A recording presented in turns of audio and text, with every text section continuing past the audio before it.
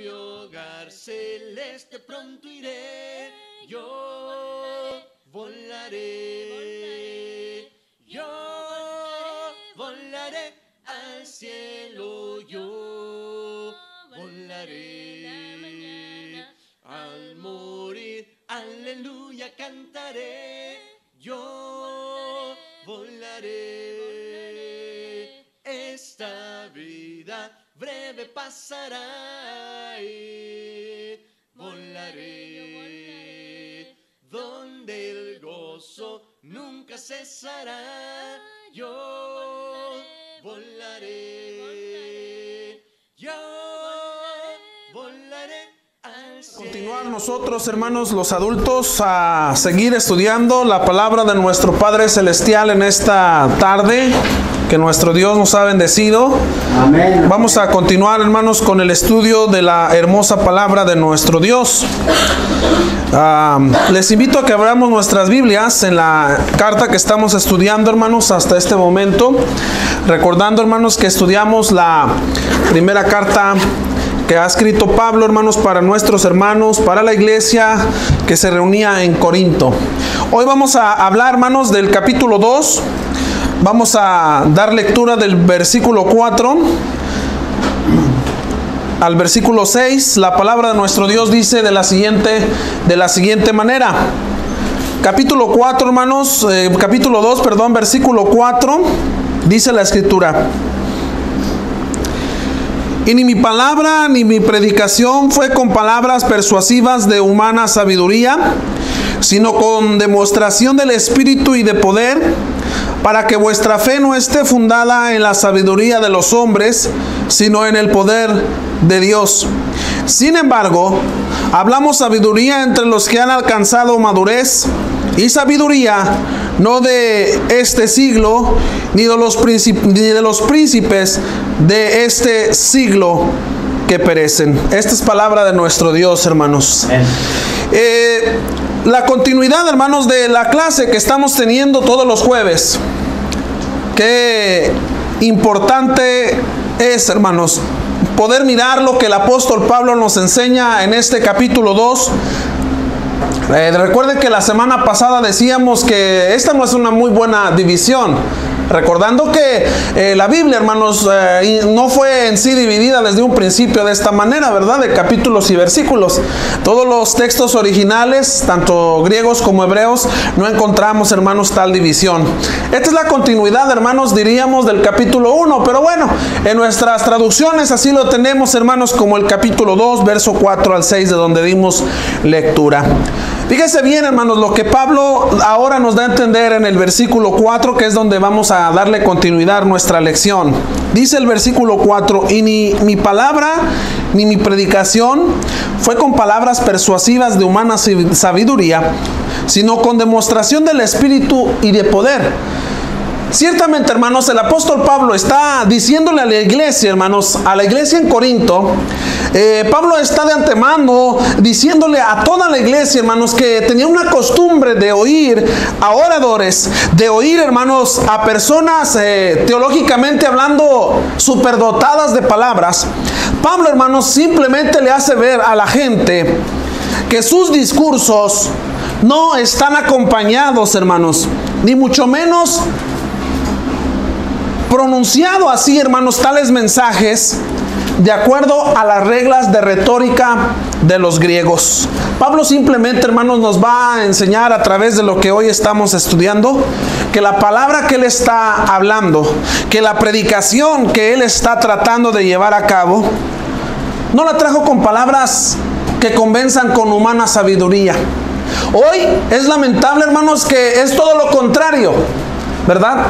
Queremos convencer, queremos persuadir a la gente, a la hermandad, a través de palabras filosóficas, hermano, a través de palabras teológicas, como por ahí a veces se menciona, ¿verdad?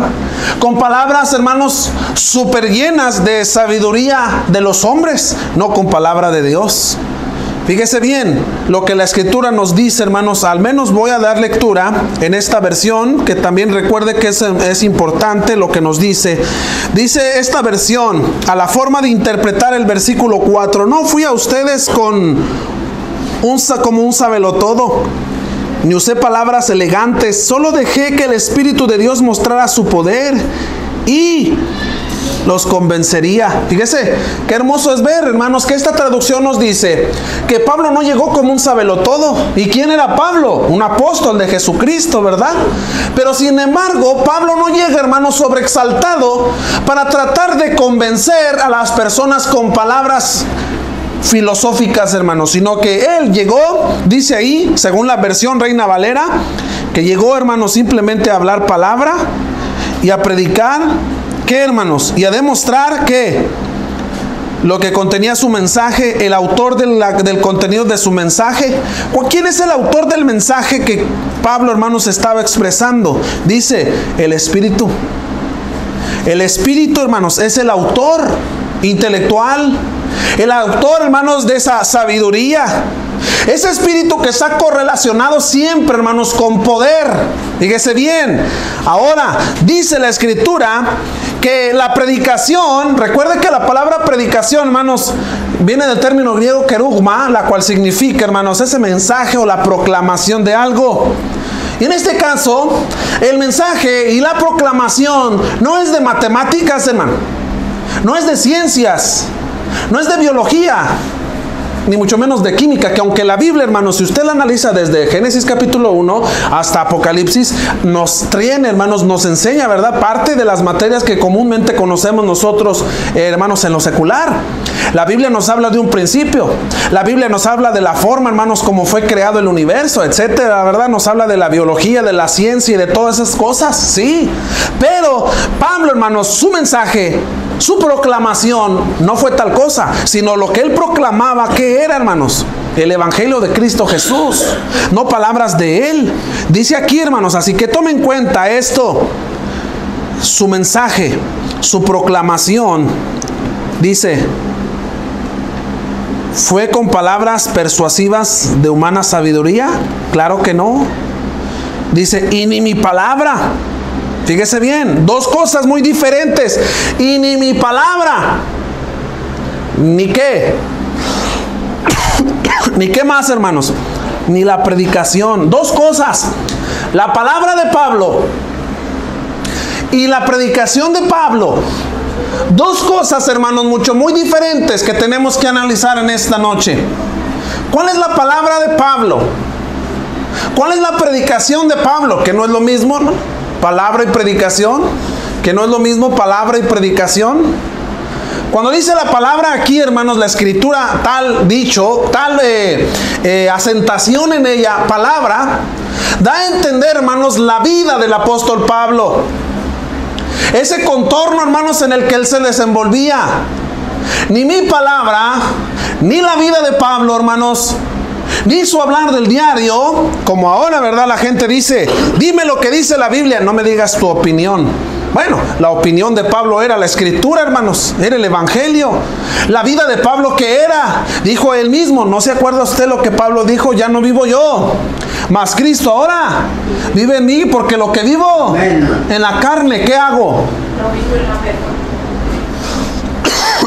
¿Sí entendemos esas palabras, hermanos, que dijo Pablo?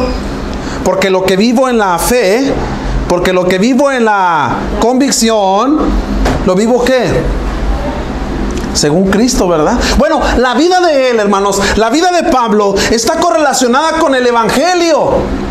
No hay momento, no hay segundo, no hay día, hermanos, en el que Pablo no hablara del Evangelio de nuestro Señor Jesucristo. Así que su palabra, hermanos, al igual que el mensaje proclamado y enseñado, hermanos, de parte de Pablo, ese mensaje que venía de la boca de Cristo, ahora transmitido a través de los apóstoles, hermanos, ¿qué hace? No hace, hermanos, no convence, ¿qué? Con palabras humanas de sabiduría.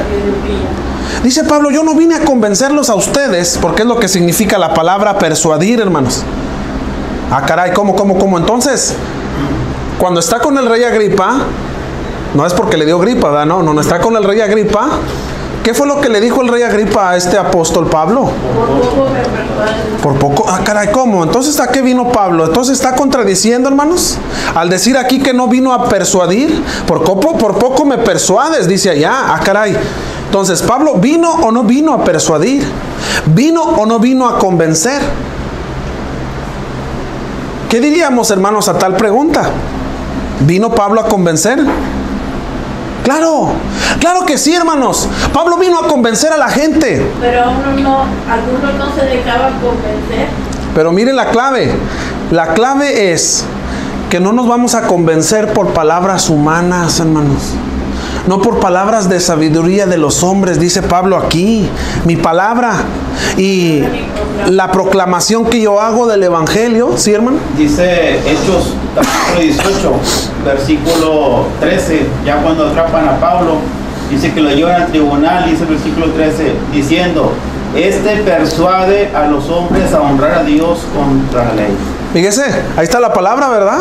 Entonces, Pablo persuadía, Pablo quería convencer, claro, pero ¿con qué va a convencer?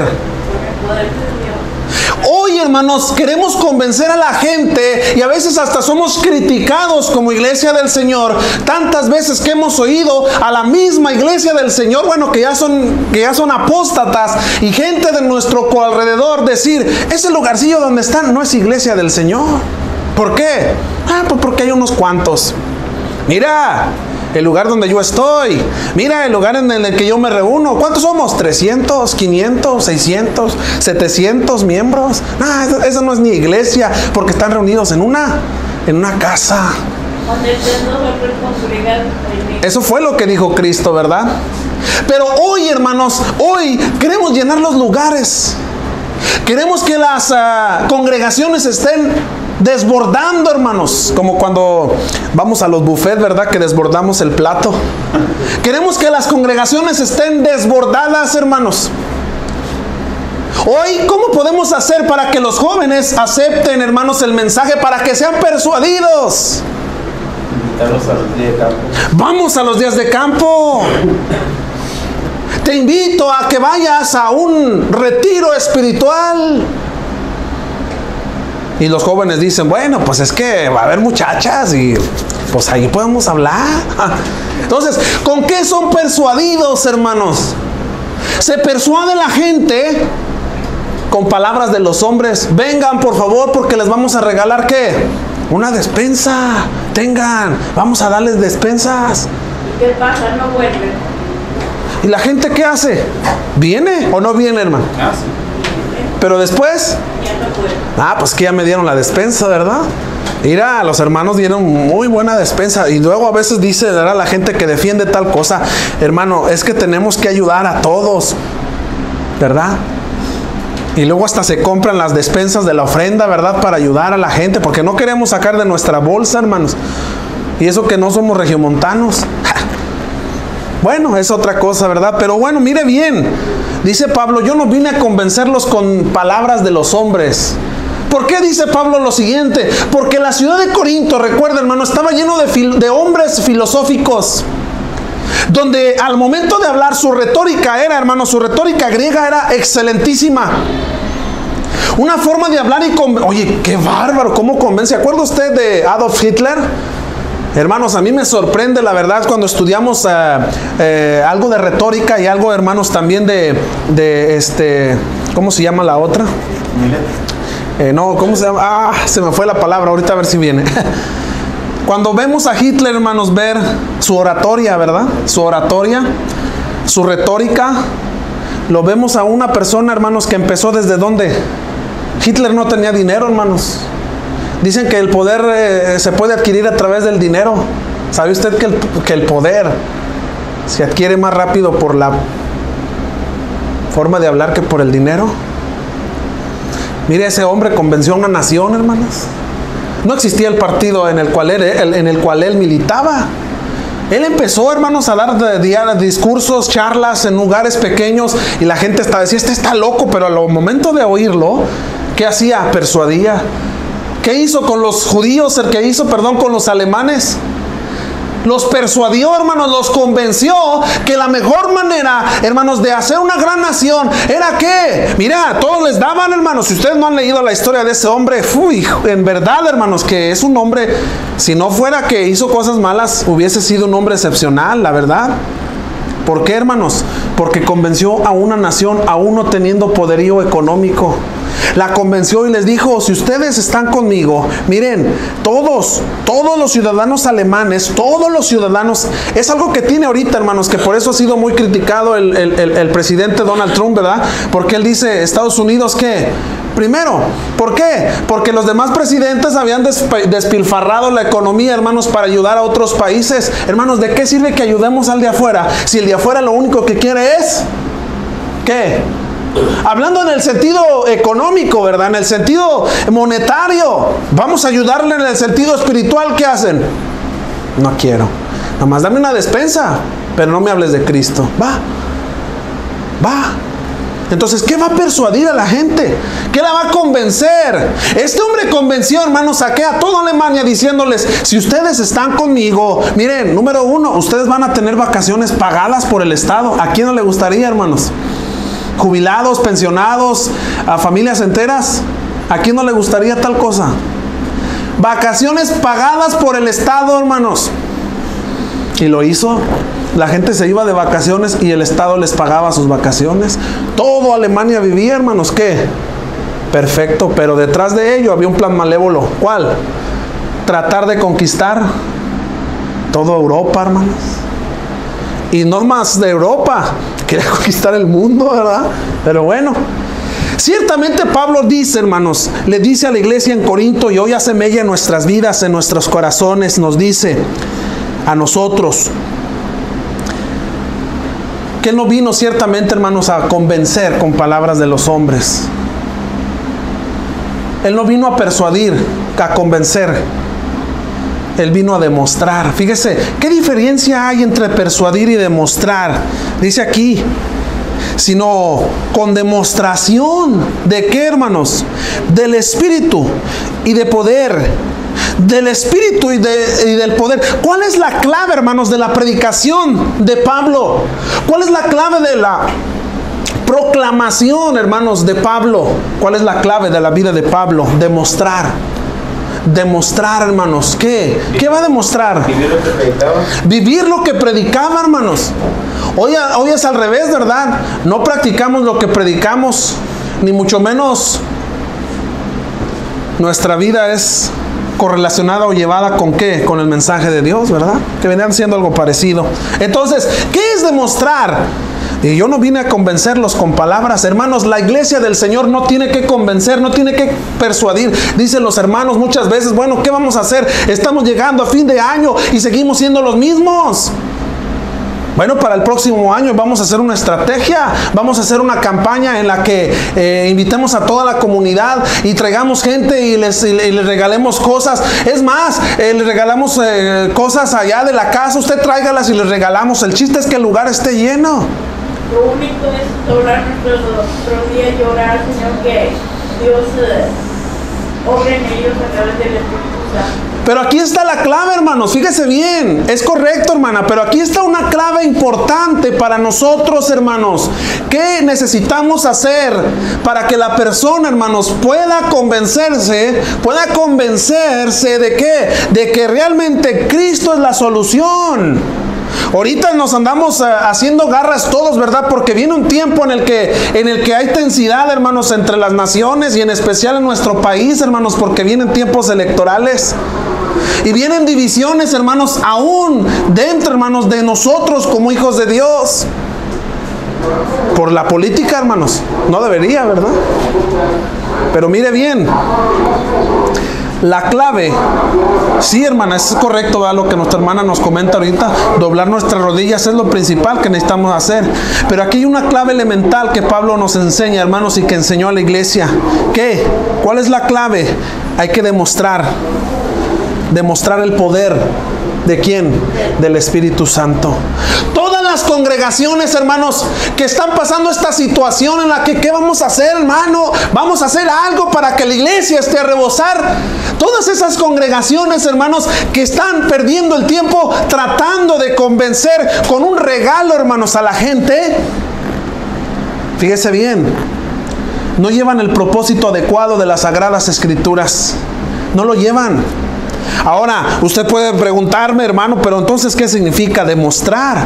¿Qué significa la palabra demostrar? La palabra demostrar, apoidesis, viene del término griego apoidesis, hermanos. Quiere dar a entender, manifestar o probar. Esta es una palabra o término primario, hermanos, que usaban de antemano los cortes de justicia para referirse, hermanos, a los testimonios. Estamos hablando de las cortes de aquel tiempo, ¿verdad? Yo no sé si actualmente usan las cortes aún estas palabras, ¿verdad?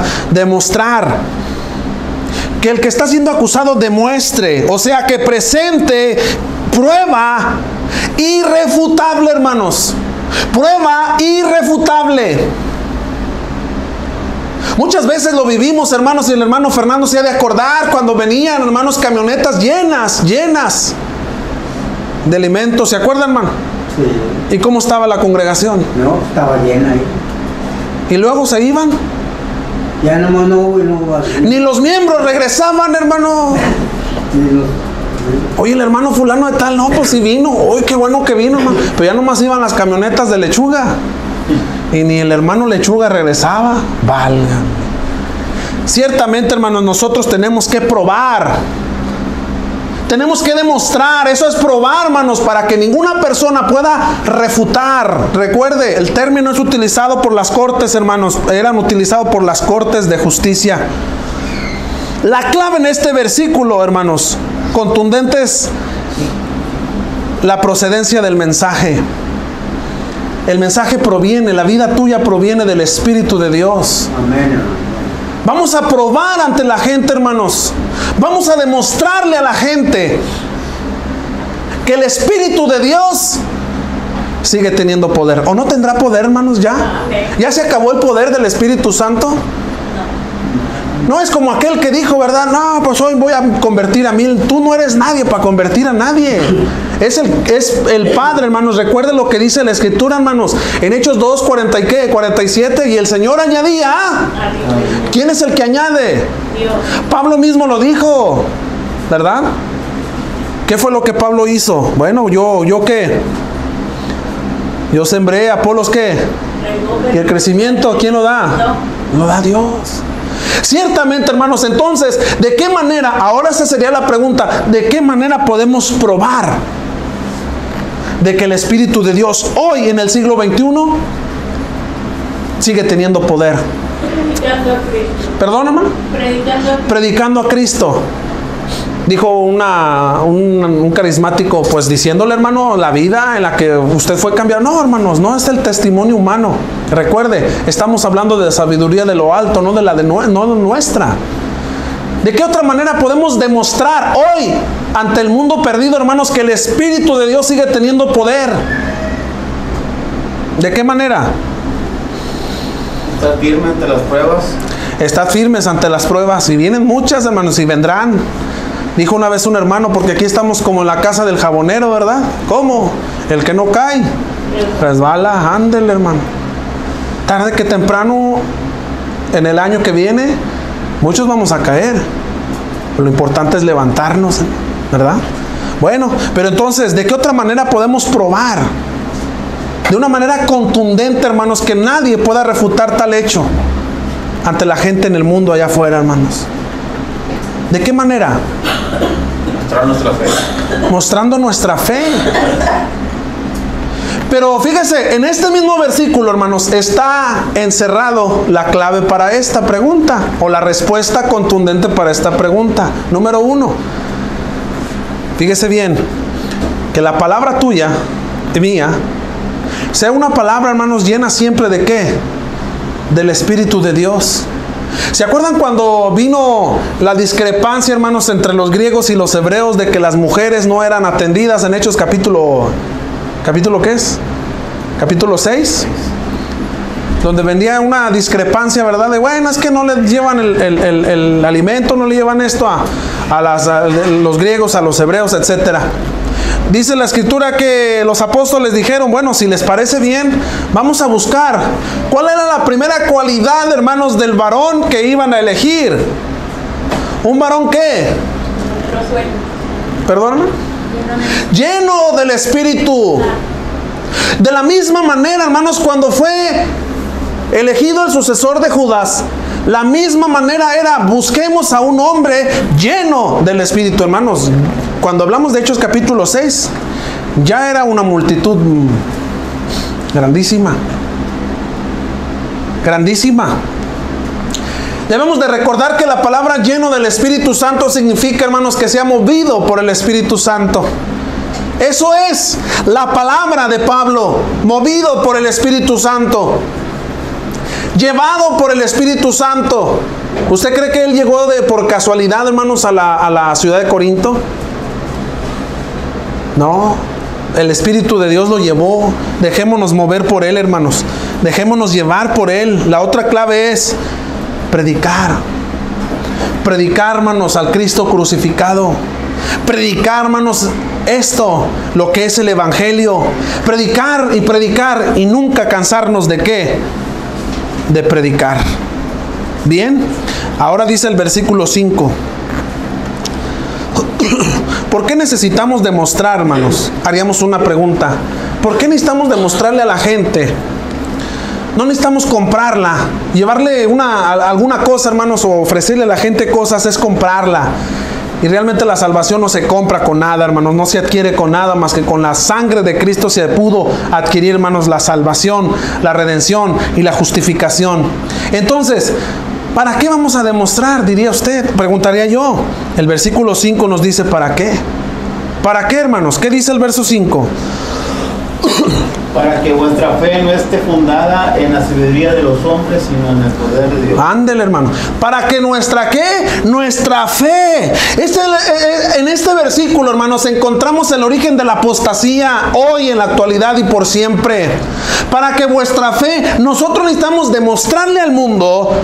No necesitamos convencer al mundo con palabras de los hombres.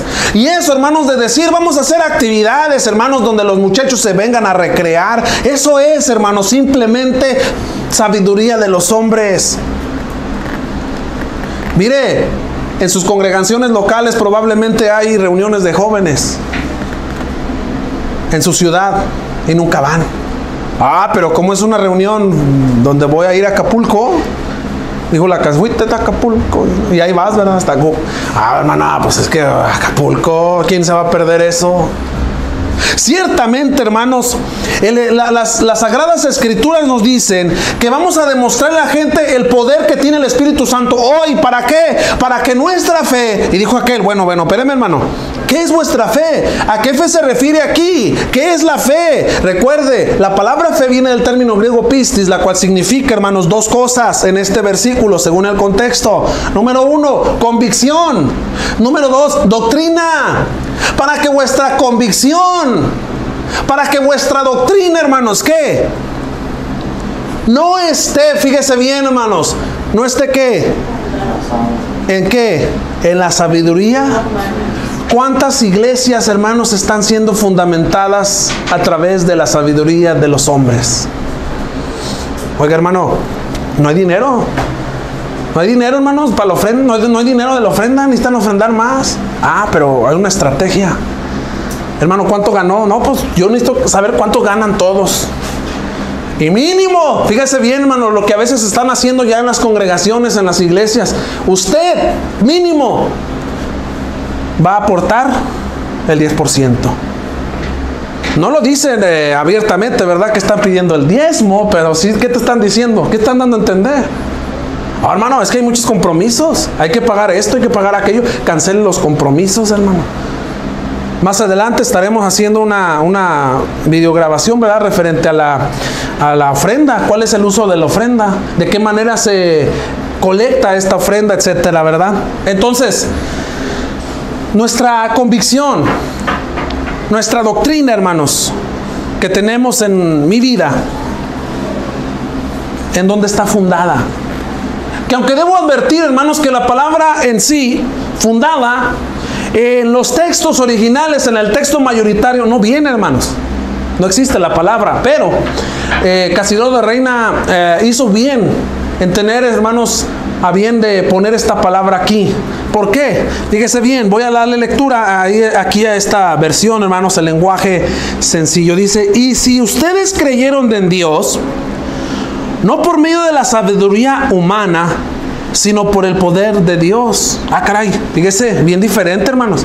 Si ustedes creyeron en Dios, ¿por qué creímos, hermanos? ¿Porque te regalaron algo? ¿Porque te sacaste un carro? ¿Porque aquí fue donde conociste a la novia? Lamentablemente hoy, ¿verdad? En las escuelas de predicación, la mayoría de los que vienen son jóvenes y vienen a buscar novia, hermanos, y ya tienen novia. Bueno, ¿qué venimos? ¿Qué fue lo que nos convenció?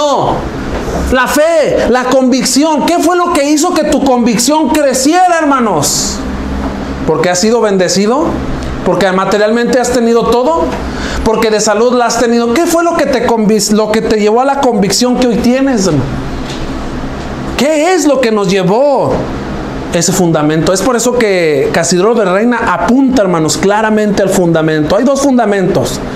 El fundamento de los hombres, recuerde Mateo capítulo ¿qué? 7. Y el fundamento de Cristo. En Mateo capítulo 7, hermanos, dice el evangelista, ¿verdad? Que había dos hombres, uno de ellos era un sabio, ¿verdad? Y otro era insensato. El sabio edificó su casa sobre la roca y el insensato su casa sobre ¿qué? La arena. Y vinieron ríos, soplaron vientos. Acuérdense, hermanos, que ríos, vientos y todo significa, hermanos, los aconteceres diarios de la vida de nosotros. Soplaron fuerte los vientos, las angustias, las aflicciones, hermanos. Pero como la vida, hermanos, del hombre sabio estaba fundamentada, ¿en dónde? En Cristo. La verdad es Cristo, hermanos. La casa no cayó. Pero lo contrario al hombre insensato, persona que no tiene pensamiento, hermanos, por sí sola, ¿qué pasó? Se hundió. Y dice la Escritura, y fue grande su ruina. Hoy, lamentablemente, hermanos, muchos estamos construyendo nuestra vida bajo la palabra de los hombres y no bajo el poder de nuestro Dios. ¿Se da cuenta que hay dos versículos utilizada la palabra poder? Involucrada completamente la deidad. Está hablando en el verso 4 del Espíritu de poder. Leo verso 5, en el poder ¿de quién? De Dios. Todo lo correlacionado, hermanos, con la deidad es poder. Palabra utilizada, hermanos, hoy en el castellano como dunamis. ¿Para qué? Para hablar de la dinamita.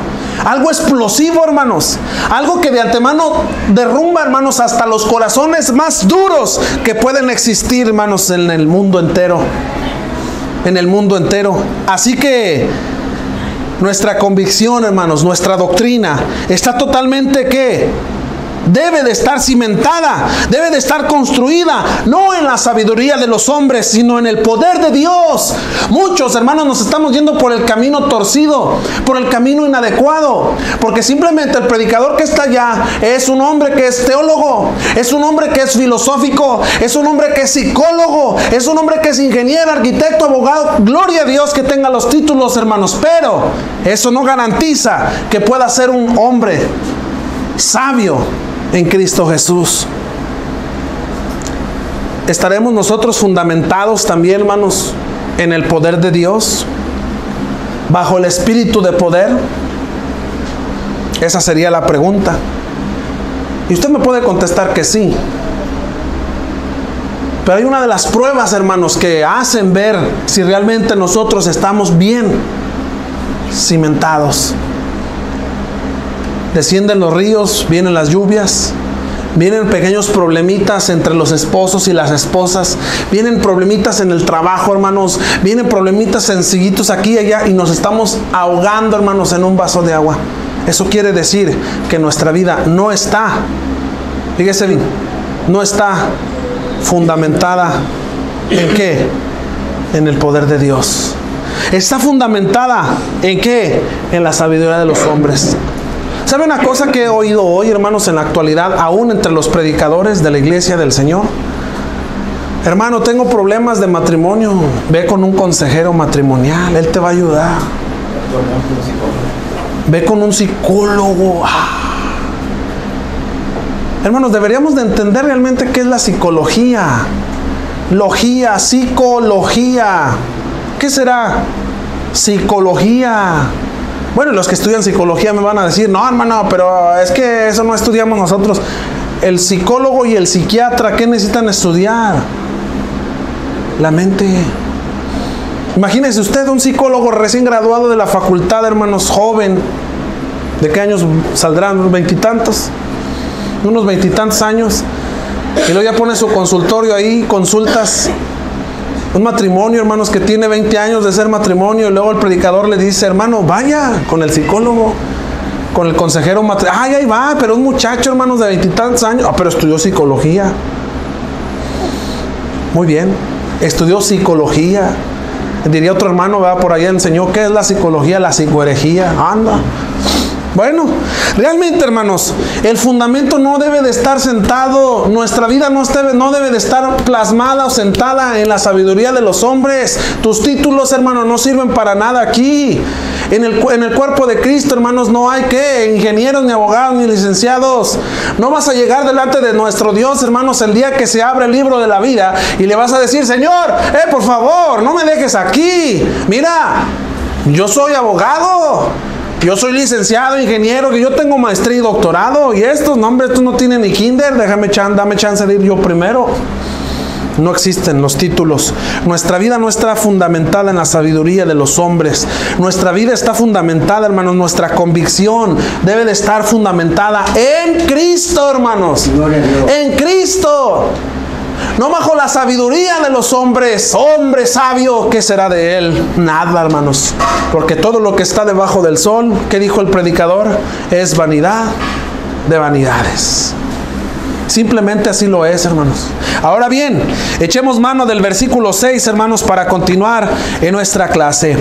El versículo 6 en adelante lo podíamos titular, hermanos, la sabiduría y madurez que provienen del Espíritu Santo. Fíjese bien, que provienen ¿de quién? Del Espíritu Santo. Verso 6. Y aquí vamos a concluir en esta noche. Dice, sin embargo, hablamos sabiduría entre los que han alcanzado,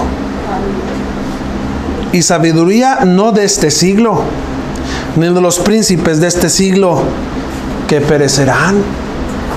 ¿Qué quiere dar a entender ahora Pablo? Pues no, que no hay que hablar sabiduría. Y luego me dices que sí hay que hablar sabiduría. Fíjese bien.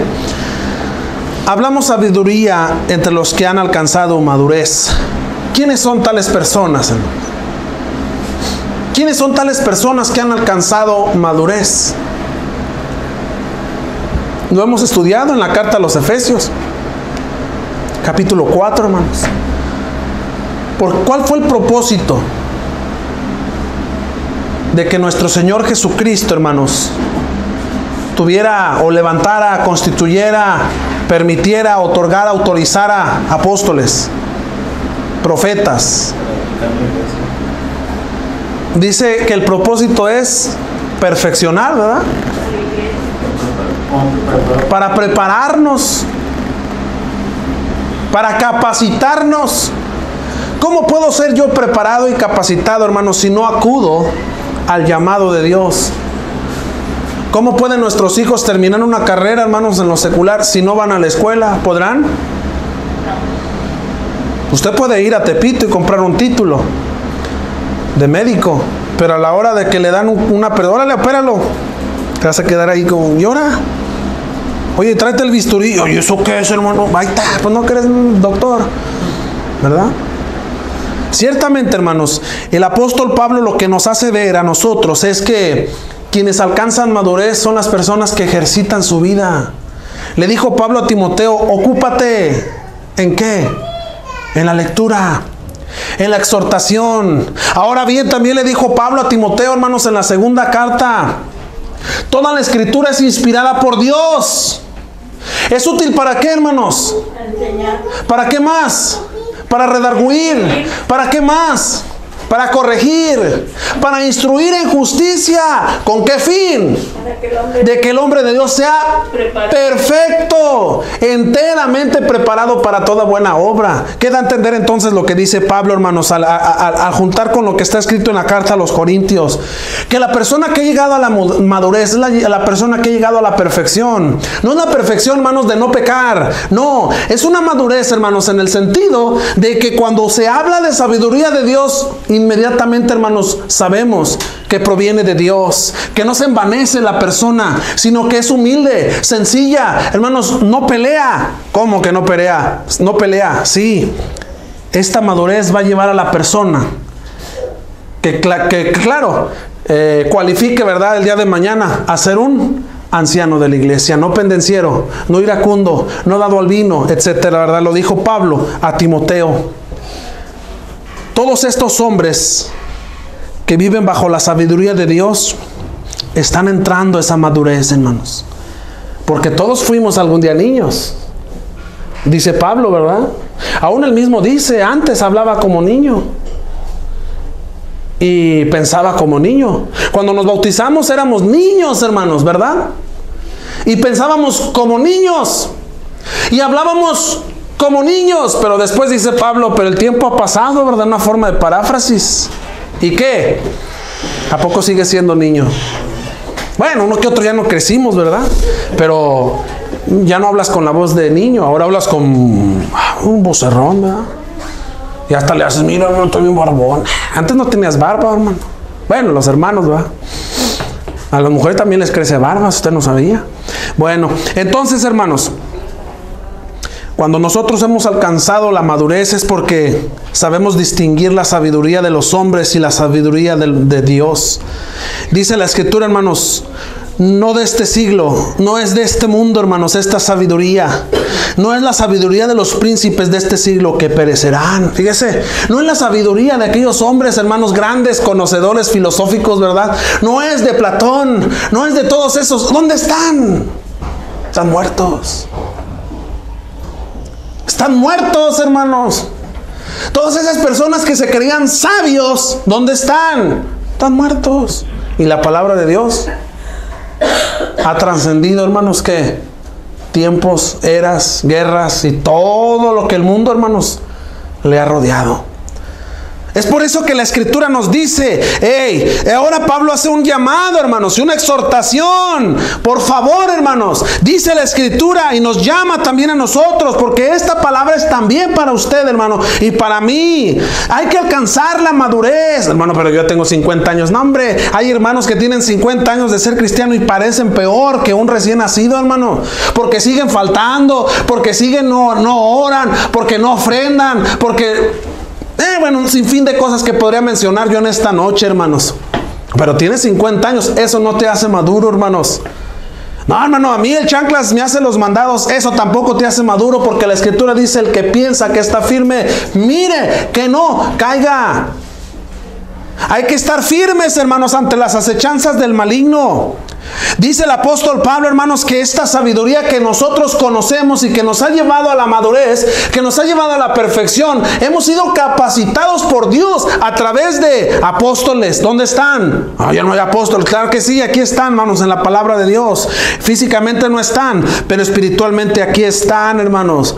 Aquí está el mensaje de los apóstoles. Profetas, ¿dónde están? No está hablando de los profetas del Antiguo Testamento. Son aquellos que proclaman el mensaje de Dios, son los que predican el mensaje, hermanos.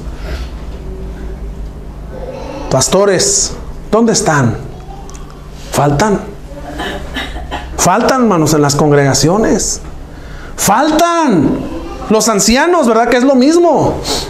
Quienes tengan que cualificar, según Pablo, hermanos, le escribe a Timoteo. Todo este cuadro de personas, Dios, hermanos, los permitió, los autorizó para que llegáramos a esta madurez. Por eso, la iglesia en México no ha madurado, hermanos, porque no tiene ancianos, porque no tiene diáconos. Tenemos a los apóstoles, tenemos profetas. ¿Cómo, hermanos? Sí, ya lo explicamos en la carta a los Efesios. Pero los pastores, ¿dónde están? Habrá maestros. Si se paran aquí en este lugar, hermanos, a dar una marucha, dijo aquí una marucha espiritual, hermanos, nada más para entretener. Maestros, habrá didáscalos, personas que realmente enseñan la escritura, que enseñan palabra de Dios. Faltan, hermanos. Es por eso que en México, las congregaciones, no puedo generalizar, ¿verdad? Pero en muchos lugares, por eso la iglesia no ha llegado a tal madurez. A tal madurez, hermanos, que estén tan capacitados, que puedan discernir entre la sabiduría humana y la sabiduría de Dios, hermanos. Y que nada ni nadie, hermanos, pueda a ellos confundirles la sabiduría de los hombres con la sabiduría de Dios. ¿Cuánta gente así, mire, hoy en la actualidad es confundida con la sabiduría de los hombres? Y es llevada por los vientos de doctrina. Acuérdese lo que Pablo dijo en la carta a los Efesios capítulo 4. Para que ya no seamos niños llevados por doquier, hermanos. Para eso nos capacitamos, para llegar a la madurez. Un niño pequeño, hermanos, le das un dulce y le dices ven, y el niño viene. Pero un hombre que ha llegado a la madurez, no lo convences con un dulce, hermano. Dice, no, hombre, ¿cómo vas a dar un dulce? No lo puedes llevar como al niño, lo tomas de la mano y te lo llevas para allá. Cuando uno es adulto, la persona llega a la madurez, dice, no, voy a pensar, discernir el por qué me voy a ir contigo, ¿verdad? Así que, ¿qué pasa con los príncipes que se creen sabios? Van a perecer. Mueren. ¿Dónde está la sabiduría? Qué bueno fuera, ¿verdad? Que cuando la persona muriera se le pudiera sacar una memoria en un chip. Recuerdo que cuando han muerto algunos hermanos que tenían mucha sabiduría, decían, hermano, híjole, ¿y ahora? ¿Cómo que ahora? ¿Y ahora qué? Pues ahora te toca a ti, hermano. Ojalá y el hermano me deje la herencia, ¿verdad? ¿Cuál es la herencia? Todos sus libros. ¿Para qué los quieres si no los vas a leer? ¿Verdad? No, la herencia es para que se vea bonito, ¿verdad? Se vea bonito el librero ahí. No, hombre. No, ojalá y el hermano pudieran sacarle el cerebro, espérate, ¿verdad? Para podérselo trasplantar a otro porque tenía mucha sabiduría. ¿Dónde está la sabiduría, hermano? Se fue al hoyo, se murió, ya no está, ya se acabó. ¿Dónde está Sócrates? Allá con Celia Cruz, dijo aquel, ándale. Sí, ¿dónde están? Ya no están. Bueno, vamos a aplicarnos, hermanos. Vamos a aplicarnos ¿en qué? En la sabiduría de Dios, que es adquirida no en las bibliotecas, hermanos, seculares. Es adquirida a través de la biblioteca de Dios. Acuérdese que eso es lo que significa la palabra Biblia, biblos, libros, biblioteca. Este conjunto de ¿cuántos libros, hermano? 66. ¿Cuántos? ¿Cómo que 86? Este conjunto de 66 libros, hermanos. Este conjunto de libros que desde el Génesis, Éxodo, Levítico, Número y todos, hermanos, hasta Apocalipsis ¿nos hace qué? Sabios. Pero recuerde, el principio de la sabiduría es el temor. ¿Y dónde está? ¿Dónde está nuestro Dios? Solamente se queda en la casa, hermano. Cristo y Dios, hermanos, están donde está el cuerpo de Cristo. ¿O acaso de repente la mano se fue para sendero, hermanos, y usted se queda en la casa? Oye, ¿dónde está la mano, hermano? No, se fue para sendero. No, eso es ilógico, ¿verdad? Concluyo no solamente dando lectura al versículo 7, hermanos. Solamente dando lectura al verso 7, lo estudiaremos la próxima clase. Mas hablamos sabiduría de Dios. Fíjese, el misterio. Misterio, hermanos. La sabiduría oculta, la cual Dios, híjole, predestinó antes de los siglos para nuestra gloria. ¿Qué tantos misterios hay aquí, hermanos? Fíjese, habla de misterio, habla de sabiduría oculta. Dice la gente que el ocultismo, ¿verdad? Y todas esas cosas que están ocultas ante el ojo humano. Y luego nos habla de que predestinó. Y este versículo, hermanos, tiene muchas cosas que tendremos que analizar a profundidad. ¿Alguna pregunta, hermanos? ¿Comentario? ¿Nada? ¿No? O simplemente no ser sabios a nuestro propio entendimiento, sino al entendimiento de... Oye, hermano, la palabra de Dios dice, no importa, hermano, quítale, ¿verdad? Y yo digo esto, va, Nosotros no somos nadie, hermanos, para quitarle ni ponerle. Esta es una constitución, pero no es una constitución política, hermanos. Es una constitución construida, autorizada, levantada por nuestro Dios, hermanos. Y es una constitución que no puede tener legislación, porque el único legislador de ella, ¿quién fue? Dios. El único, hermanos, que puede cambiar esto es Dios. ¿Pero usted cree que lo cambiará? No, porque ya quedó sellado, hermanos. Ya quedó plasmado. Así que Dios les bendiga, hermanos, y vamos. Yo volaré, yo volaré al cielo, yo volaré al morir, aleluya cantaré, yo volaré, esta vida breve pasará y volaré, donde el gozo nunca cesará, yo volaré.